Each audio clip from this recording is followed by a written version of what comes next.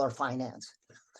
Those people, one should not rely on Reed Lyon, even though he is a neurocognitive. Nobody's relying on Reed Lyon. I made a statement that said I was kind of surprised, given his strong advocacy of phonics, that rather than saying teachers need to learn how to teach phonics, that he'd say teachers need to learn first person to understand what is involved in learning to read. I thought that was a break from the kind of mechanism or the mechanistic way that those people think. And so I'm sharing that with you. Not that I'm relying on him in any way, shape, or form, or that anybody should. Not you. His very statement was, don't rely on me, don't rely on you, rely on your own first person learning. And that's where I come in agreement with him. So not related to you. And this is what often happens. They are not equivalent sources. The National Institute of Child Health is not an equivalent source as the International Literacy Association. Yeah, they were just an agency to aggregate research. It wasn't that, this involved UMass research on eye studies. This involved cognitive science around the world. This involved neuroscience. It wasn't about the national. It was just an agency that had enough of a concern about the health of children and recognized that children's health was being sabotaged by reading. One of the things that came out of that was, there was a phase during the 90s and 80s and what have you, where everybody was concerned with social, emotional well-being for children in preschool. And what these guys came back and said was, you can do all you want to pump up the self-esteem of preschoolers. If they hit the wall in the third grade with reading, all that self-esteem goes down the drain, right? So they were concerned with health. And inside that, they picked reading as a focus and brought government resources and attention to it in a way. So do I agree with them in all respects? No, any more than I agree with you. But do I discount them? No. So reading impacts health. I agree with that. In the same way, health impacts students' ability to learn to read. Sure. They're interactive. And I'm saying this not for you, but we do have a listener or two that tunes in. And too often, someone like Reed Lyon is cited as a source. The National Institute of Child Health and Development, that's cited as a legitimate source. And that's part of the problem, parsing through what is a legitimate source. That's why I was so impressed with his statement that the most important legitimate source is for teachers to learn their way into this. And I'm saying I wouldn't listen to what he said if he agreed with me or not. He is not a legitimate source. That's an unfortunate learning disability that you're dealing with. I can't help you with that one. We have to look at our sources in order to be responsible consumers of educational research. Sure, and sources are informing us without necessarily being an authority that's determining, right? So, yes. For example, one of the ways that I look at a lot of literacy-related research is it's kind of like Renaissance cannon fire. We fire a ball, we get information about where we hit, and then we adjust the cannon so that we can fire it better and more efficiently the next time. And that's a kind of an outside-in approach to calibrating instruction, right? That's entirely different than a neuroscience approach to, from the inside out, what is the brain doing to create this internal virtualized reading experience, language experience. So, right? So they both, there's a value to both, but neither one of them are the end all. And the problem we are facing with the science of reading advocates is they are looking to non-literacy experts like Reed Lyon or someone else. They're citing children of the code to come to conclusions about things. In academia, that's not that's not the currency we use to come to conclusions. Well, thanks for the plug on Children of the Code. I don't know that you really meant to do that. Children of the Code is, if you've paid any attention to it, it's not trying to advocate anything. It's not trying to say how to teach anything. It's a resource for people who want to learn to better understand the challenge of learning to read. Yes, and I'm sure it's a valuable source. But we don't cite it with declarative statements in coming to know and understand what should be used in reading instruction. You know, I am sure it is a valuable source of many things, but we don't cite that. That in academia, we don't cite sources like that. Sure.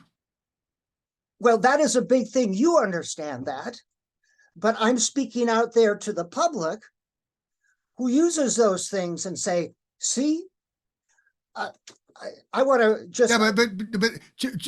Yeah, but there's a difference between you're operating at a really high level there. Nobody's going to cite Children of the Code or Reed Lyon per se as an authority. They're going to be much more specific in saying, I just read this thing from this scientist that it happened to happen in the context of Children of the Code, right? So they read something Perfetti said, or they read something that Stanovich said, or they read something that Louisa Moat said, or Reed Lyon said, or Whitehurst said, or one of the other neuroscientists that I talked to, or something like that. So those things were designed to help people who want to learn not how to race off into teaching, but to actually understand what the challenges are. But the decision makers, and I've been at the state legislature, are citing these people as experts.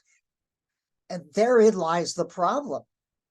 They are using that data, unquote, quote, unquote, to come to conclusions about reading. They're citing the Mississippi Miracle as something that's true and real. Yeah. And that is the problem. I think you understand that. And I have to bring it down at the level of administrators and, unfortunately, state legislatures and parents. Those are the ones who are making the bad decisions about letters and about the science of reading and about curriculum. That's going to impact struggling readers and disproportionately impact students of color. Yeah, I guess that one of the differences is our orientation here. I'm not trying to persuade anybody to do anything. I'm trying to be a resource for people that really want to learn. Yep. Right.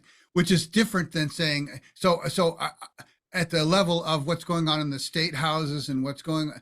I mean, it's a mess. I grant you, it's a mess. So's our politics. So's our all countries kind of in a messy state with all kinds of factions competing with belief against belief without any kind of deep shared meaning-based dialogue, right? So my interest in our conversations is to try to get underneath that. I can't play ping pong with you about what state legislators ought to do. I mean, that's just not, I mean, and I don't think you're going to get anywhere trying to beat that horse either. I mean, we're going to need an army of people who are more first person learning oriented and compassionate about what's going on with children and are asking the right questions themselves to become consumers, smart consumers of what you have to say, what I have to say, what others have to say, and trying to persuade them to jump over that, to just follow somebody's lead, whether it's your lead or anybody else's, is how we got into this mess. Responsible consumers of educational research. Remember, it's peer-reviewed research published in academic journals, which is the currency in academia. It's how we make decisions and come to know the world.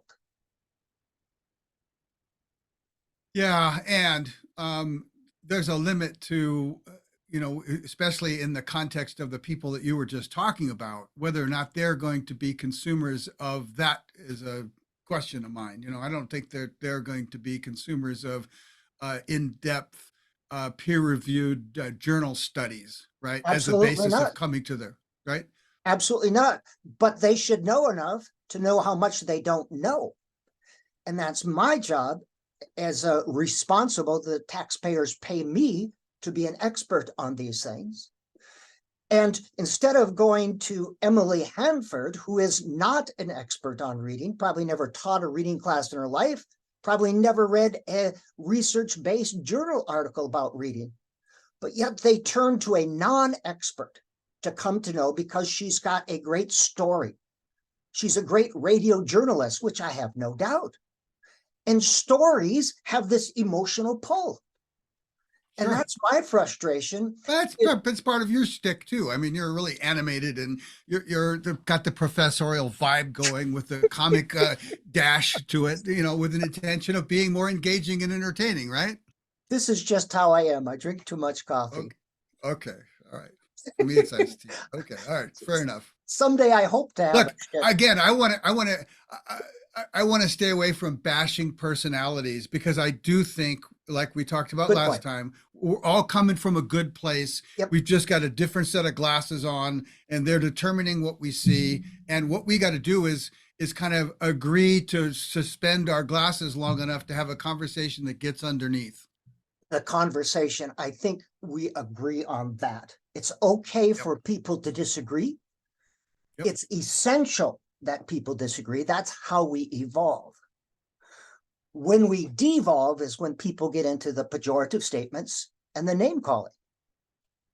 Yeah. I had a person just I this think I week. just said that. Yeah. Yes, you did say it. So I'm reinforcing. Okay, good. You got dimples when you smile, David. That's incredible. Yeah. Yeah. It's Fair enough. it's very You've persuasive. mission accomplished. Now we can get serious, right? But I posted a thing about how to prepare expert reading teachers. It was a podcast thing, which is good. And I really appreciate when people disagree, because as I said, it causes me to go back and either reinforce what I believe or to change. And instead of addressing, she said things like, and I have it right here, indoctrinate, dogma, confirmation bias, abysmal results. She just used all these negative terms. And I kept saying, what is it that you disagree with? With what do you disagree? I don't know why I brought that up. It just... Look, I have the same problem. I mean, one of the things that I'm enjoying about our conversation is that we can have a conversation, right? I probably had, there's nothing, back to the Emily Hanford for a moment, there's nothing that I've seen her put out that Children of the Code didn't cover 20 years ago, right? So, and there's nothing in it that I found that's new. On the other hand, as she was spinning up, I said, let's have a dialogue. Let's have a conversation. Let's get underneath your assumption set. 5 or 6 times I've reached out to her. She won't talk with me. Now, that used to be anybody would talk with me, right? And it's because they don't want it. They don't want to have me push against their assumption set, right? And that's kind of common. I had a conversation yesterday with a president of a company that just got sold to a conglomerate that was in the reading science business, right? Hmm. You'd know the name, but I'm going to spare the public the name at the moment. And he's he's constantly buddy with Emily Hanford and with a bunch of other big names in the top 10 names in the reading science world. And he appreciated our last conversation, and I asked him, can you get these other people in the tank? I'd like to see you and I and all of them online at the same time, carefully, methodically, one by one, deconstructing our assumptions and talking about them rather than bashing back and forth. That would be a lovely thing, David. Yep. And we're talking about trying to find ways to do that. And the problem is that there's an enormous amount of reputation risk and income risk associated with changing your paradigm when your paradigm is associated with your reputation and your income, right? Exactly. You won the prize, income and reputation. Yep. Do you think that Louisa Moats is ever going to change her view on things? It would cost her a lot of money if she said, oh, I am wrong. I guess Andy is right. Well, let's not go to Andy's right, but is she capable of learning in a way that changes her mind? I think so. I mean, I spent 6 hours in conversation with her, and we did things that part of which has been shared, part of which hasn't been shared, in which I could tell when we were talking about something that hadn't occurred to her, and she'd struggle with it and come forth honestly with her response, even if it was different than anything she had talked about or thought about before. So I think that most of these people, again, are coming from a good place. The only thing that's working against us, and I think it's working against us across the board, is the reputation and income risk aversion that keeps people from changing the paradigms they're noted for. By the way, people won't talk with me either, and I think it's just because they don't like me. I think it's my personality. I don't think that. I think you're a pretty likable guy. But Thank you, David. like the last time, when you said something to the effect, "No, I didn't come up with the smear campaign terminology, but I wish I had," that Yeah. that kind of plays into the ping pong game warfare that I'm talking about, right? That you can be a hostile in your negativity towards them in a way that isn't encouraging of a dialogue. Right. Right. Exactly. I did an interesting assignment this week. I had my graduate students look at Louisa Moat's white paper that's on her website to support letters. And each of them looked at a different study that she cited. And the question was, analyze the study. Does it support the statement that she is making? Yes or no? And so far, it's 100% saying this is baloney. What she's citing, it's a bad study, and it doesn't support her statements. And that's why I have trouble with Louisa Moat, because I don't think she's a very good scholar, and I don't know which is scarier, that she believes that she's doing the right thing, or that she knows she's not doing the right thing and she does it anyway. But these are the people that are making an impact. I don't want to do this. I don't want to do this part, right? I mean, okay, fair enough. I don't want to bash people. I don't want to put them down. I do think Louisa's coming from a good place. She really cares about. I mean, I felt her compassion. Okay, right? Fair enough. I think she understands that there's a lot of, just like you do, and maybe even different, because you don't think as many kids are at risk as perhaps they do, right? But, I think there's lots of kids at risk, and I think she's putting them more at risk. And they would say that you are. So we can go back and forth on that, right? And they can stack up research that they say confirms their point, just like you can, right? And my point again is, but you guys are both real research, of course. Theirs would be real research, no, of course. It would not. I've looked at Louisa Moat. I've studied her.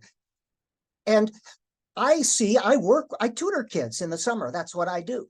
And I work with teachers. And what she is putting out there impacts kids in a very real way.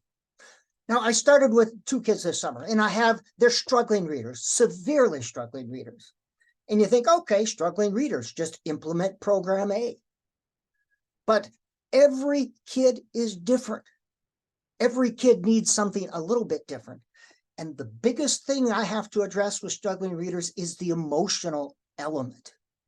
Oh, good. Now we're on to something we can actually talk about. Excellent. Thank you. Yes, that emotional element is the thing that we have to address before anything is addressed. So do you want to talk about emotions? Yep. David and I talking about emotions, getting all touchy-feely.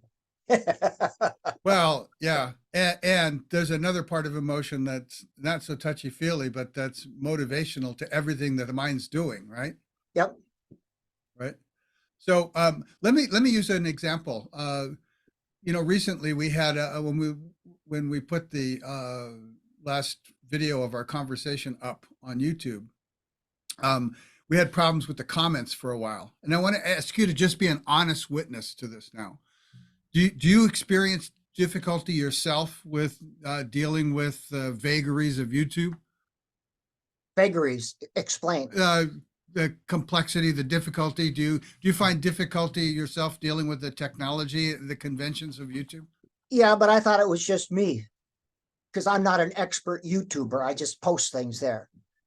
And you said your comments didn't show up, and took me a couple hours to figure out what the hell was going on. How did it feel during that couple of hours? Well, good question. How did it feel? Yeah, that's my point. I was frustrated. I felt alone, like my mother didn't love me. No. No, don't get cartoonish now. Let's be serious. No, it's very frustrating. Yep. Just like a young child learning to read, it's very frustrating. Yeah, and it's just as artificial. Artificial. Tell me more. Well, it's based on conventions. You have to understand the conventions. To somebody that knows what they're doing, it's a second and boom, they've got it done, right? To somebody that Self-efficacy. doesn't, you're struggling to try to get all of those conventions you don't yet understand to work so that you can automatically and simply do what you want to do. When I was going to doctoral school, I took my first stats class and I was 35 years old. And I left that first class wanting to cry because I felt so overwhelmed. And I had experienced a lot of different successes. And I thought, this is what a struggling reader feels like. Yeah. Overwhelmed, Good. overwhelmed. They feel like a failure. And I was 35 years old. Think about the kid. And the big difference, a huge, big monster difference between you at that stage struggling with that and a 5-year-old or 6-year-old struggling with reading, right? Is that you can volitionally think about what's confusing you. Absolutely. Right? In order for the reading thing to work, right? It's got to happen automatically faster than people think about. Right? So the kid's challenge is even more artificial than your challenge with getting YouTube to work or your whatever you were studying in college. It's more based on conventions that you don't understand. And yet it's got to happen automatically faster than you can even think. Well, I have a little trouble with the word artificial. I know you do, but this is a great example. You think YouTube came by God or by genetics? Learning is learning. But the back to the emotional point.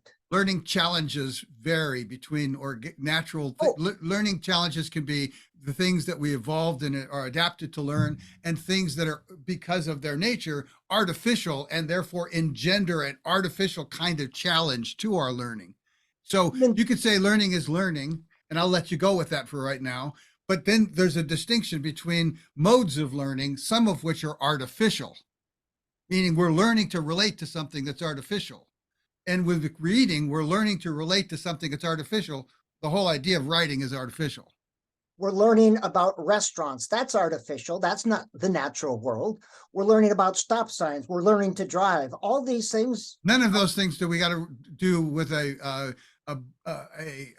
code that is in the messy state that this one is, which we talked about last time, and do it faster than we can even think about when we're still little kids. It's called automaticity. And automaticity with reading is like automaticity in a lot of stuff. You do it so you don't have to think about it. There's nothing a human being ever experienced in the entire existence of humanity as a child that's anything like the artificiality of learning to read. Nothing like it. Yeah, I just have trouble with that artificial thing. I know. So I don't want to go. But that push emotion your button part, on that. The emotion Let's go part, back to I emotion. think that is incredible because, children experience frustration. And how do they speak to us? They don't, like you said, they can't rationalize their emotions. So their behavior, they speak through their behavior. They protest through their behavior. As a result of bad teaching, because of this top-down phonics frustration, they act out.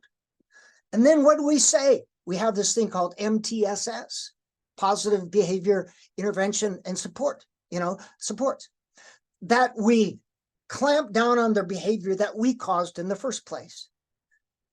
Children are reacting to bad instruction. And we say, well, you're a bad child, that's a bad behavior. I'll tell you this, children who are engaged and interested and feeling successful as learners are less apt to act out.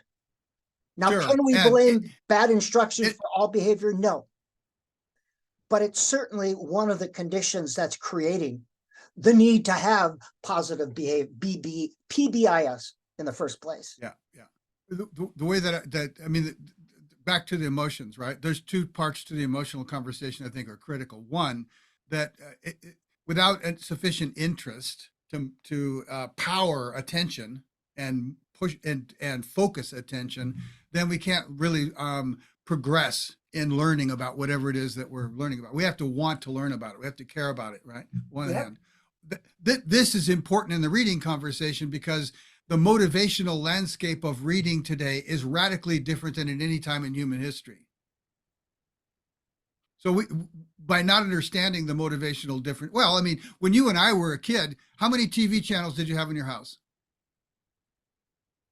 3. Yeah, exactly. And the rabbit ears, right? Yep. Three channels and rabbit ears. Okay. And did you have any smart technology devices that you could play games on your hands? Nope. Nope. So your path to intellectual enrichment ran through reading in a way that today's kids don't. Today's kids are bombarded with intellectual stimulation opportunities on all fronts of their life that don't require any of the cognitive effort involved that reading does. So the motivational landscape for reading is completely different today than it's ever been. It's definitely different. Yeah. But children are naturally curious. Children learn through play. That's how they come to know the world. And the meaning-based instruction says, let's tap into this natural inclination to be curious and find out about the world. Let's embed instruction within this natural inclination, this curiosity. So that's how children come to know the world. And sometimes we say we have to just discount that. We have to make kindergarten and preschool, like first grade, a lot of direct instruction, and they shouldn't play. They should play. Yeah. Let's go back to wrap up our emotion conversation before we go on to that. I mean, Okay. I agree that instructional confusion, whether it's because there are inappropriately attending to try to decode the word at a pure phonics level, or there are failing to pick up the cues to guess the word, and whatever the cause, and they're stuttering too much in the flow, right? It's going to be frustrating. And the big problem with the frustration is that the way we contextualize that frustration for the vast majority of children is they can't help but feel like something's wrong with them. Yes, I think we agree on that. So the self-blame that accompanies that kind of internal judgment can't help but trigger shame, the affect shame. Absolutely. Good one. Yeah. The affect shame is cognitively disentraining.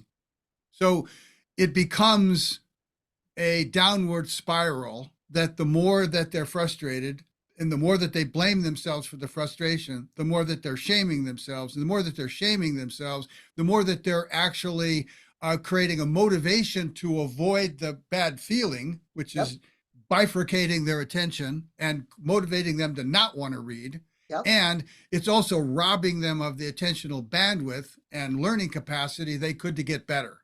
So a downward spiral. So when people talk to me about what's the biggest problem with reading, well, before second or third grade, you could say it's all of the vocabulary and it's phonemic differentiation and it's phonics and it's learning all the various cues. And there's all these things we can say that are component parts of whether or not somebody's ready for the challenge. But once they've been in the challenge for a period of time and have been unsuccessful, and this frustration turns into a shame trigger, then the bigger problem to them learning thereafter is the shame. It's bigger than all the other problems combined because it's actually robbing them of the learning capacity to get better and motivating them to avoid it. You know, I like the fancy way you said it. Children are made to feel stupid, and they don't want to feel stupid, so they don't. They're not made to feel stupid. They can't help but feel stupid. They are made. No. That implies a malevolent intent.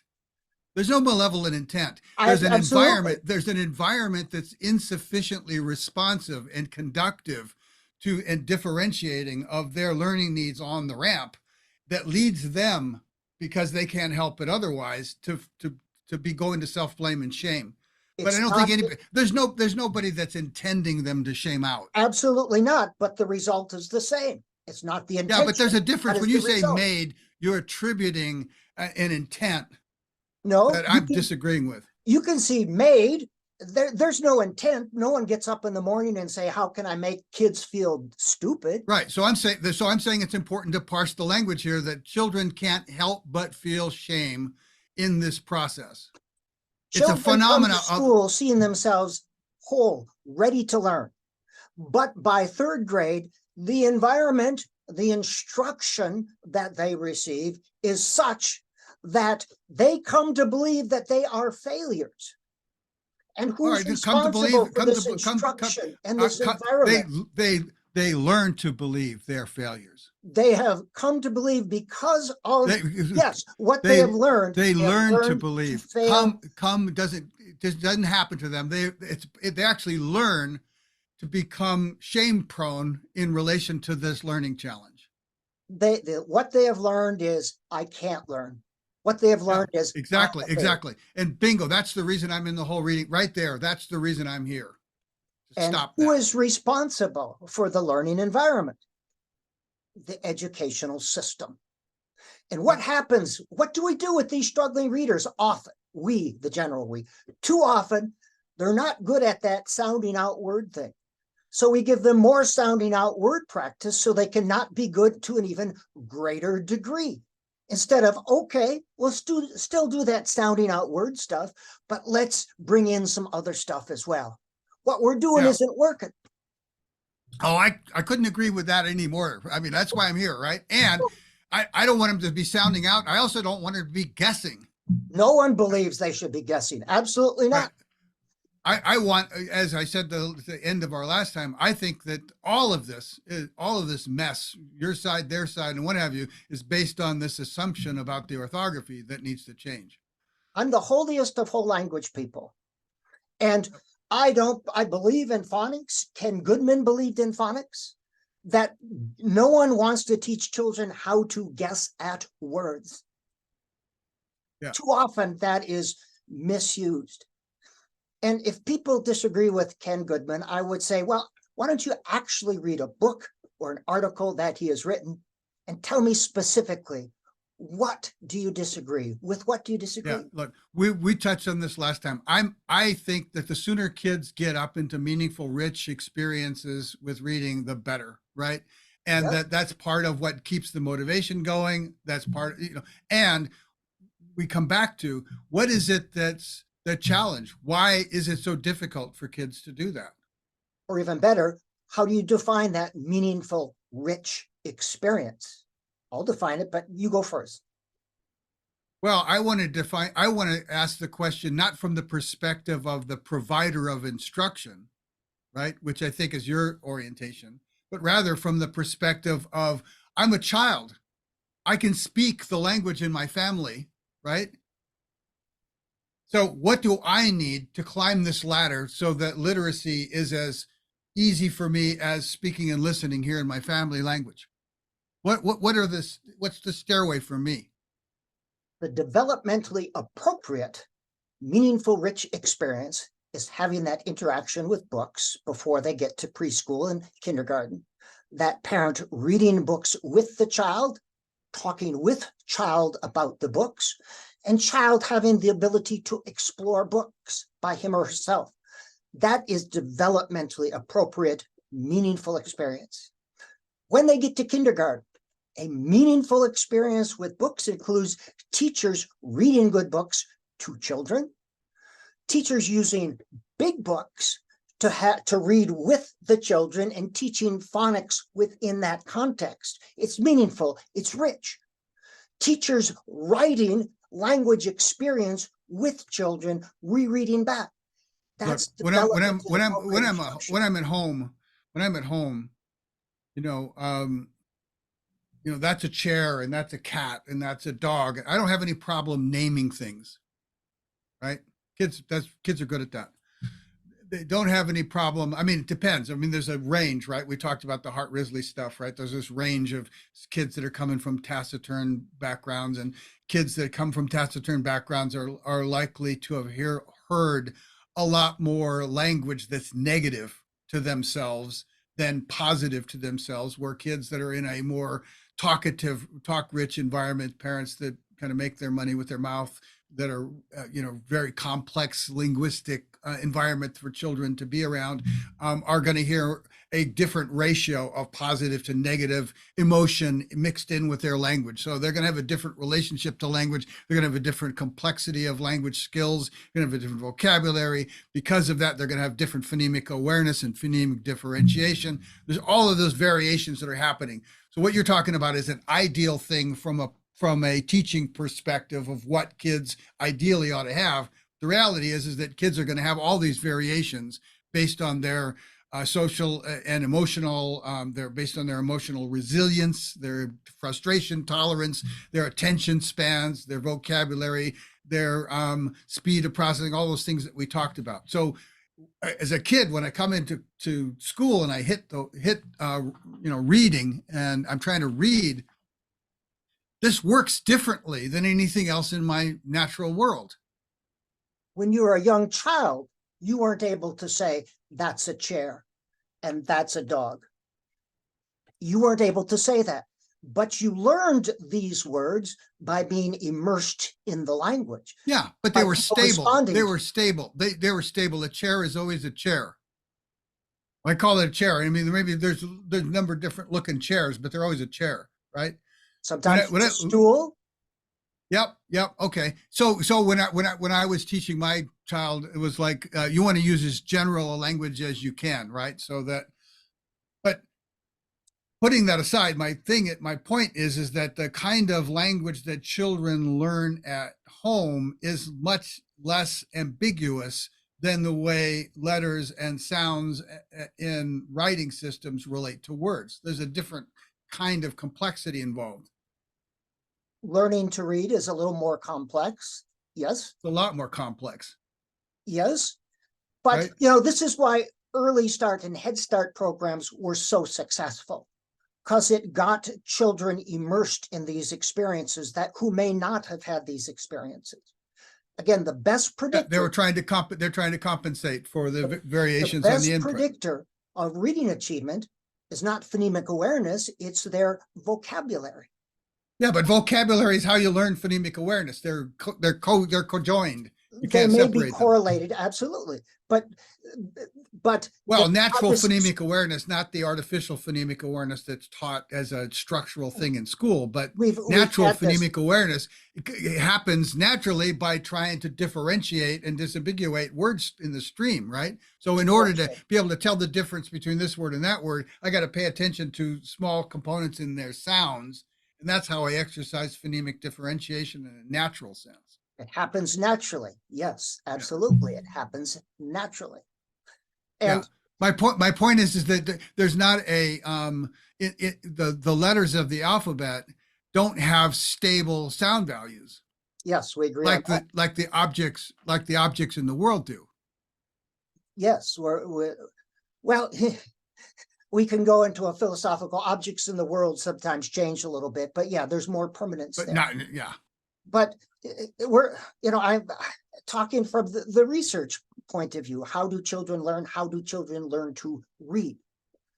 But the research is outside in. I mean, again, back to the child, right? One of the education instructional design is always from the outside in. Children are always learning from the inside out. Right. So I'm always asking the question, what is it that children need to learn their way? Right. So if they come with enough vocabulary, they come with enough initial interest, what's the scaffolding they need to be able to climb up into literacy? That's a good point you brought up. Outside in versus inside out. And I would posit that it's interactive, that we learn best from whole to part. And there's research to support that rather than part to whole. Depends on the context, but yeah. Complex things we learn best if we can see the whole first. If I'm putting together a puzzle, if I can see the picture, I have a better sense of where the puzzle goes. That's whole to part. Reading is a puzzle. It's a complex thing. And you don't Humpty Dumpty your way to it by teaching little bits of things. Well, I like the fact that you just said reading is a really complex thing. It is. So that's good. That's good. Now, and back to my point, it's not only complex, it's artificially complex. It's not naturally complex. Walking on a unruly terrain in the rain, right? Where I've got to watch what I'm doing and my feet and all that. That's naturally complicated movement. Learning to read is artificially complex movement. Artificial versus natural. You know, learning to deer hunt is a very complex skill. You have to read all the signs, and it's taken me 50 years to be an adequate deer hunter, and I'm probably worse now Sorry than for I the was. deer. Yeah, I've been deer hunting for 50 years, and my eyes are worse, my ears are worse, but of all this experience and knowledge built up in the head, I see things and I react to things better. So it was a bottom up, but top down experience as well. Sure, sure. And the ancestors 10,000 years ago doing it with a bow instead of a gun were doing something that didn't have anything to do with our modern technological world that you were doing, again, except for the gun, right? So you're doing the same kind of thing. What kids are doing today is when they're talking about reading is not at all related to what you just described. It's an entirely different kind of challenge. Again, the Well, yes, complexity. absolutely. Deer hunting and reading Okay. are much different, but the analogy is that humans learn complex things better from whole to part rather than part to whole. And a complex thing, whether it's artificial or natural, doesn't make any difference. But what the science of reading people often do is let's Oh, take it this makes enormous complex, difference. When you talk about learning let's take something this that's natural, complex thing, break it into parts, teach all the little parts separately, and at the end they'll put all the parts together. That's Humpty Dumpty in thinking. yeah. Well, That's not how again, I don't human want to, beings I don't learn. want to put, I don't want to defend phonics because I think phonics is as nuts as what you're talking about. But it's an important part of learning to read. Absolutely. It has been given the fixity and immutability of the orthography we use to teach kids to read. It doesn't Putting have to be in letters the future. to sound, identifying letters and sound and letter patterns is a very important part of learning to read. Yes, but it doesn't need to be taught abstractly in the way that it's being Absolutely. taught We today. agree on that. It should be taught in a meaningful, rich environment. It should be taught in an orthography that's responsive to the learning needs as they occur rather than abstractly up in front. It should be So, taught developmentally appropriate. which would mean the developmentally appropriate learning of children happens on the real-time live edge of right now. Yes. Right? Learning to walk, learning to talk, learning to listen, learning to taste, learning to manipulate fine objects. All these things happen on the live edge of right now, and they learn by getting feedback from themselves in the act of participating. Just like There's no talking. such, Yes, yes, the reading doesn't work that way. it does work that way. Reading requires conforming the process to external outside conventions, artificial conventions, not internal. When I'm learning to touch or taste or talk or walk, I can do all of that from calibrating my own internal participation, from my own sensations.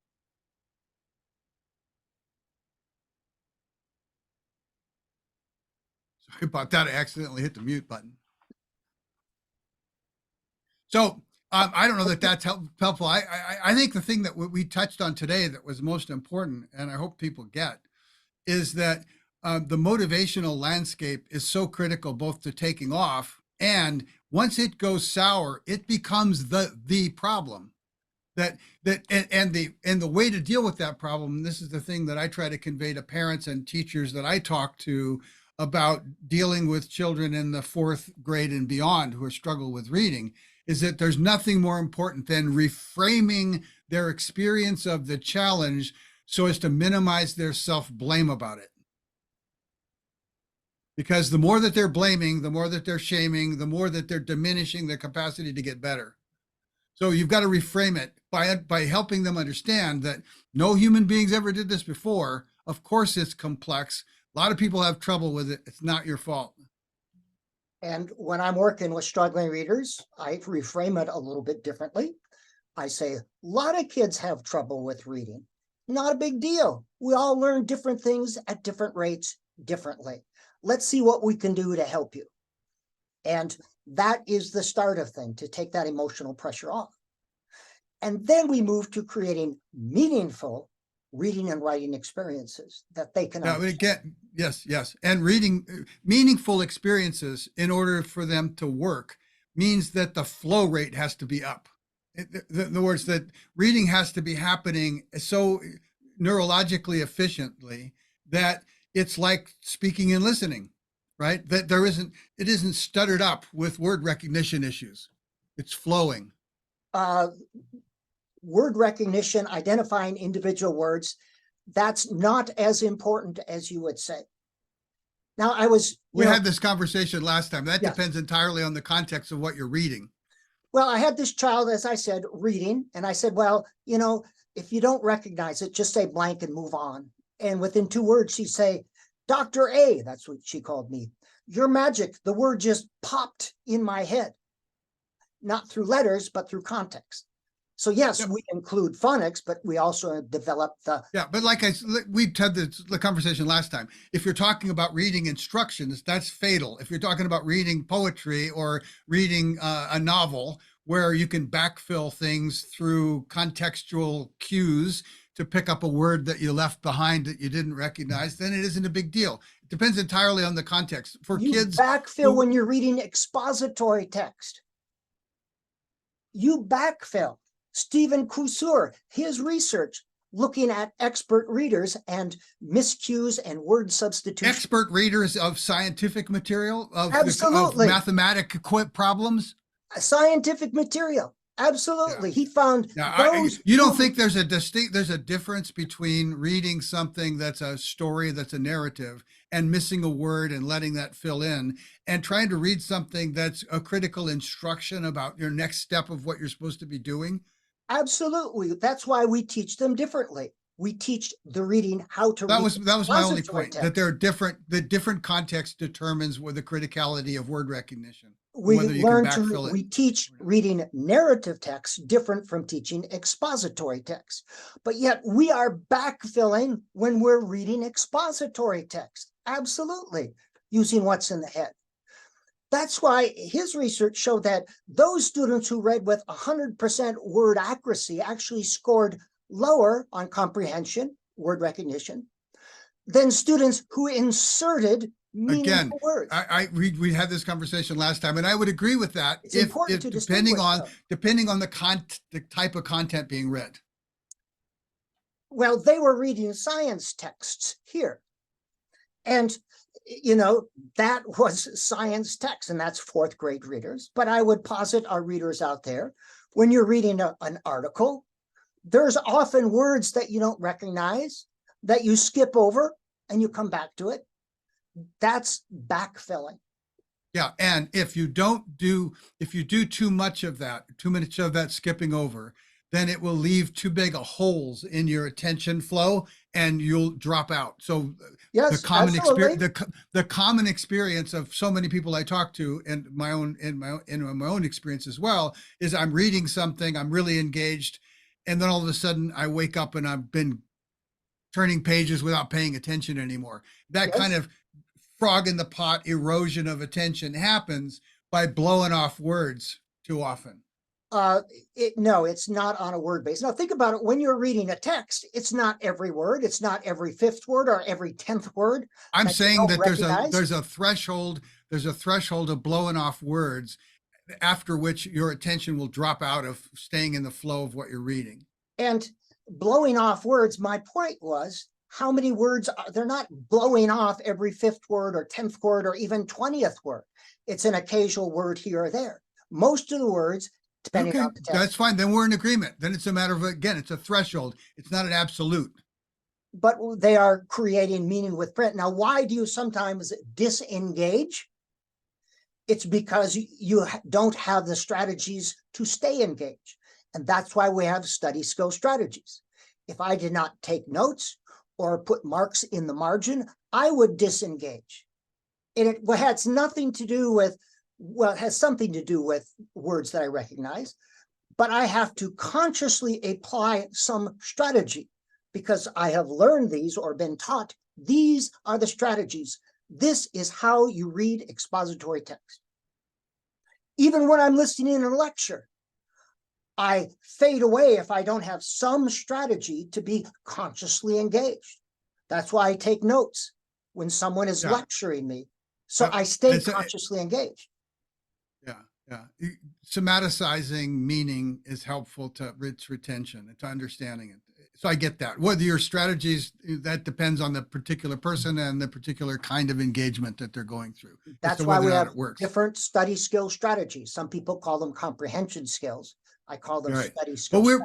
we were talking about children coming up into this, right? Not necessarily a seasoned reader trying to make sure that they don't fall asleep in the midst of the reading stream, Yep. downstream from that, right? So in the beginning, we're still talking about there has to be a fluidity. You're saying that if this that I'm saying there's a concern for how much there's a stuttering that's breaking up comprehensional entrainment, right? Attentional entrainment in the flow of meaning, right? That if it breaks up too much, it becomes frustrating and there's an erosion of the capacity to stay in it. And there's a dropout, and the dropouts are frustrating. They lead to the emotional stuff we talked about. That's one side. And you're saying, okay, well, yes, but they don't have to get all the words right because sometimes they can just skip over them and they'll backfill. And I agree with that to a point, depending on the context of what they're reading, the criticality of what they're reading. It wasn't exactly what I said, but there are three deficit areas of reading: word recognition, fluency, and comprehension. Now, how is fluency and comprehension not a downstream consequence of word recognition problems? Some people recognize words just fine, but they're not comprehending. Do they recognize them just fine, or is the attentional energy involved in recognition so much that they don't have the bandwidth left over for the kind of comprehensional reflection that's needed? They recognize them just fine. I have worked with How do you know this? My understanding is as you work with them and as you read, you see them recognizing the words, reading very fast. Yeah, I mean, I'm talking about, like, what is the brain work involved in that? Sometimes it can recognize a word, but there's a varying degrees of effort, from complete, instant, effortless sight word to something that does create, even though it doesn't slow them down in an obvious way that would be obvious to an external observer. We were but talking it's still less efficient word recognition. And if word recognition is less efficient, it's going to drag attentional bandwidth from comprehension. We were talking about reading deficit areas. All right. And I've read the research, and I've actually worked with children that can read and identify the words very quickly, but they don't comprehend. And we have to have a strategy. It had nothing to do with word identification. It was a comprehension. I question whether we have the assessment systems capable of disentangling that. Theoretically, we do. Oh, yeah? I've never heard of them. Well, I mean, just because you haven't heard of them doesn't mean they exist. I agree with that. I agree with that. But I mean, the neuroscientists and cognitive scientists that I've talked to about this particular question, right? They would be on the side that, yes, word recognition isn't just a digital 1 or 0. It's an analog thing that can be super efficient or less efficient and still be recognizable, right? So if it's less efficient, it's taking cognitive bandwidth to get to recognition in a way that's different than if it's super efficient. And if it's draining cognitive bandwidth in the recognition process, it's draining cognitive bandwidth away from comprehension. And that neuroscientifically, we can see parts of that, right, in the fMRI scans and in other scans. And I'm asking, how do you know that word recognition is always a digital 1 or 0, that there's not varying effort involved in word recognition? Let me respond to your question. Maybe instead of neurosciences, you should talk to reading teachers. It's called a qualitative reading inventory, or a miscue analysis with comprehension questions. Yeah, that's what I meant by Renaissance cannon fire. So you fire something and then you see how many people get it. I mean, that's different than bottoms up kind of watching the brain. As I was explaining, yep. It didn't quite get through to my point. Miscue All right, analysis, go ahead. qualitative reading inventory, tells you the type of miscues students are making. It tells you the fluency, and it gives you a comprehension measure. And you see which area they struggle with. All struggling readers are not the same. According to the assessment structure and its assumptions about what it's monitoring. Again, absolutely. how can you if you could say, if you could look at the nanoseconds of processing in the brain and say some words, the recognition takes 50 nanoseconds, and in other words, it takes 200 nanoseconds. It still looks to the outside world like it went like that. But that difference is a huge difference in terms of brain processing time, Back to right? reading and reading Yep. teachers. All struggling readers are not the same. Yeah, I Not never said they were. all I'm just saying the struggling exact readers word struggle recognition is not with the same. word identification. There are some very good word identifiers who struggle with fluency. Some word identifications struggle with comprehension. And you're going to say, aren't word identification and fluency the same? No, not all. No, I'm not saying That's that. I'm why saying they're. we I'm saying find they their can be strength. related in. I'm saying they can be related in a way that your assessment systems can't see. Well, they're all interactive. It's a Of systems course, things. They interact and interconnect. But all the more struggling reason why the readers, longer it takes for word recognition, the more it's going to drag down the rest of the things, which was my and only point. well, word recognition is an important part. But we recognize words semantically and syntactically as well. Yeah. And there are, when you get a struggling reader, you can't say, oh, struggling reader, word identification, that's what we need to do. Because sometimes it's comprehension, Yeah. sometimes it's fluency. Yeah. I don't have any difference with that. I'm just saying they are interrelated and that word recognition is not a unitary on-off thing, that there's a variety of or a variation in word recognition and identification that can take more or less neurological effort, and that even with that variation would look the same to an outside observer, right? And that therefore the time it's taking and the processing it's involved in word recognition and identification can be more or less efficient in ways that affect fluency and comprehension. That was my only point. If I Nothing you understand, said has touched that yet. some kids recognize words good, some kids don't. I think that was Yeah, the and message even the that you one, said. my point is simply that you said some kids recognize words and yet they have comprehension problems and there's no connection between the two. It's I like didn't say the there's no connection, but you handle them differently. Their main deficit area for some readers is comprehension and not word identification. And I've worked with these kids. They're identifying words just fine, but they're not comprehending. I've worked with young children. I've worked with a 12th grader. I've I worked with understand. middle I school understand. kids. And I'm just saying you don't track with them well enough, despite your gifts, to be able to know what kind of efforts going on in the brain to get to that identification and recognition, so that you can rule out its effect on comprehension. That's not possible.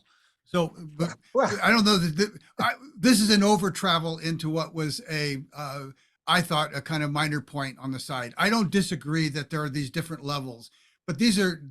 And I don't disagree, and I think we do agree that they're all intertwined, they're all interdependent on one another. And it's because they're interdependent that I challenge the notion that word recognition or identification is a stable, neurological, digital, temporally simple event. It's a complicated, time-consuming event in the so micro time of processing. so the idea of how do we measure reading in real time?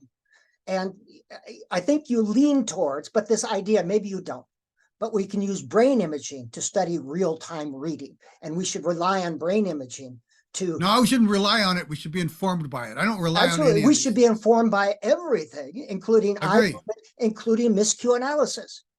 Yep. That is one way.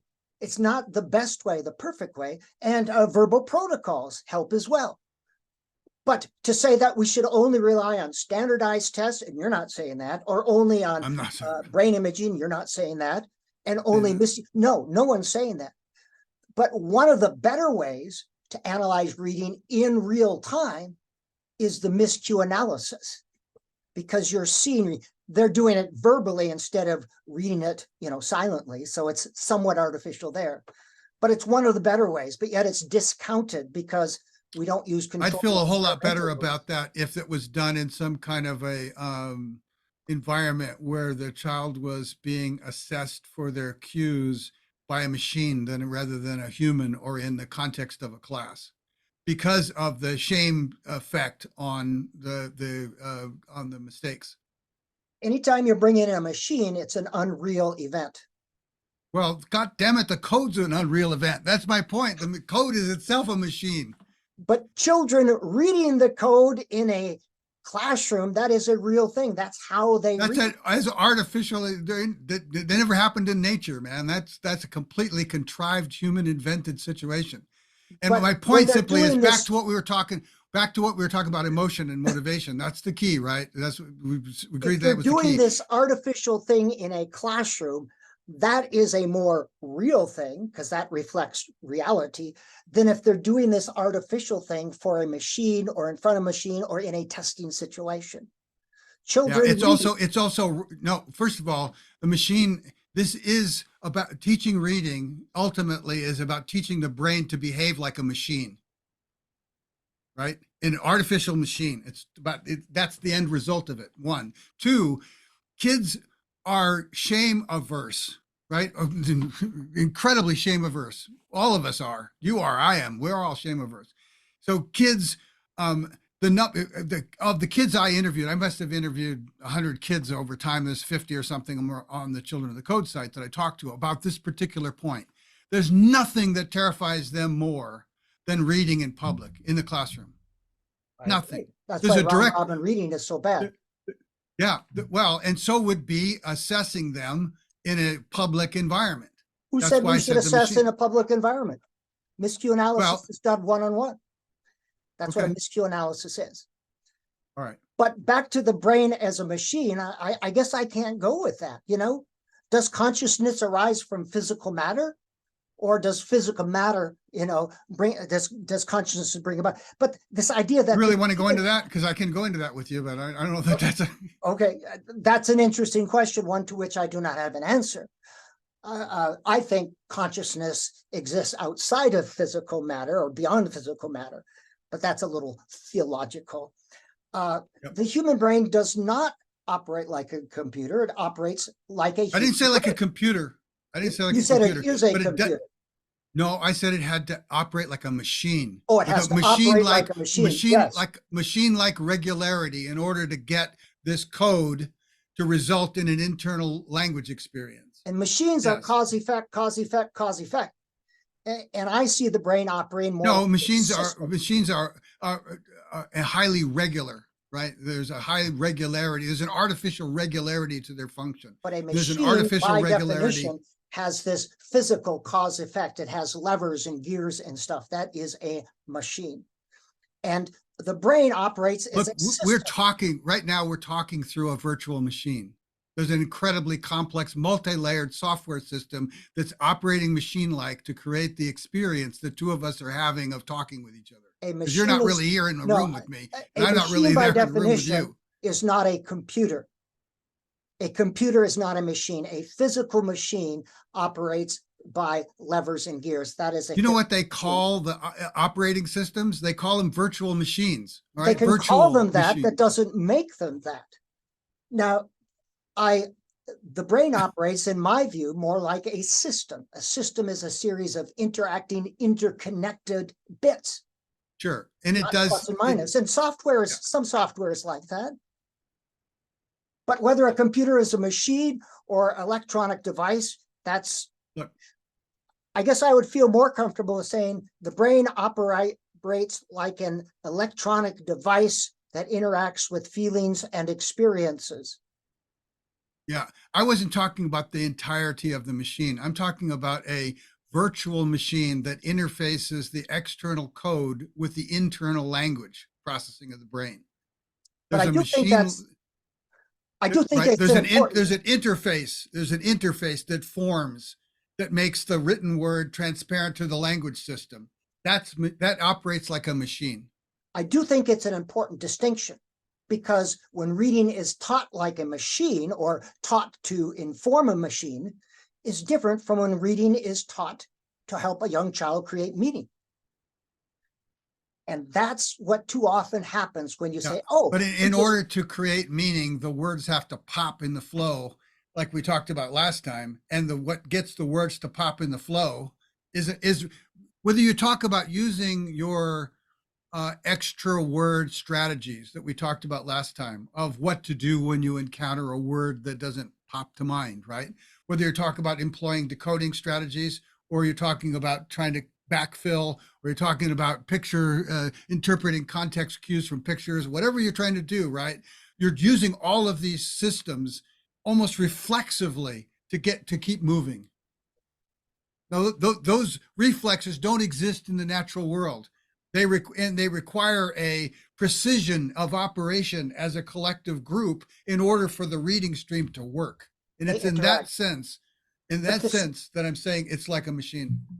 to say that we only use letter cues, or the I didn't code. say that. I No, didn't say but that. when you say we need to rely on the code to get words to pop in the brain, Well, there is the code. I'm not reading. I mean, if I pick up a book or a pamphlet or a table or even the words behind your head on that screen, right? I am looking at letters. I am looking at the written word. That is a code of sorts that my mind absolutely. is And my making. point is, if you're only using that, you're not as efficient.